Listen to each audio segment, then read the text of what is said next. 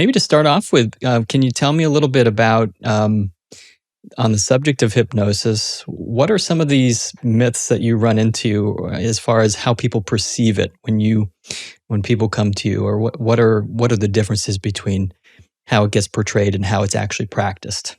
Yeah, I think the biggest myth that people have about hypnosis is that it is a magic wand or a silver bullet. And so when people think about hypnosis, oftentimes there's this idea that the hypnotist is doing something to them and then it's instant.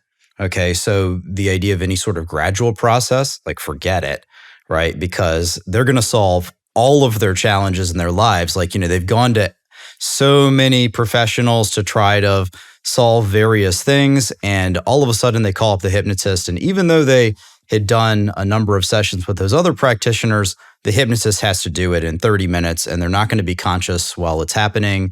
And they're just going to be completely numbed out. They're going to be like a zombie. And by the way, when they emerge from that state, no, they're not going to emerge. They're going to wake up from that state. When they wake up, then they're not going to have any memory of anything that happens. And of course, all of these are myths. These are misconceptions, right? You're fully aware within a state of hypnosis. Sometimes you're even more aware. Okay. Sometimes, you're even more present, more aware of the things that are going on.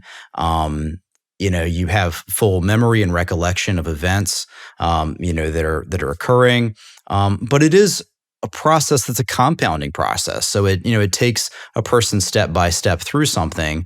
And that kind of magic wand, silver bullet thinking really stops people in a lot of ways because it takes them to the point where it's that same kind of thing where people say, well, okay, I've tried everything else to, let's say, reduce my weight, for example. And now what I want to do is go and buy the diet pill that I have no sense of like why it would ever work, but I'm just going to take this because that's quick and I'm frustrated and I don't have any other options.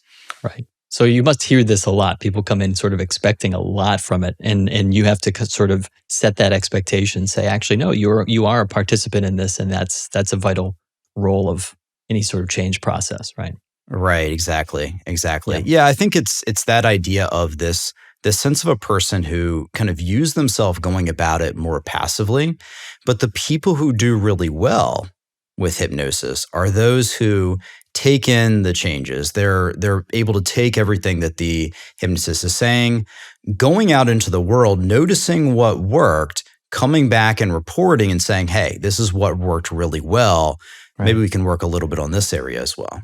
Right. So good students, good learners, right? People who are curious or have that ability to be interested in what's happening and engage the process.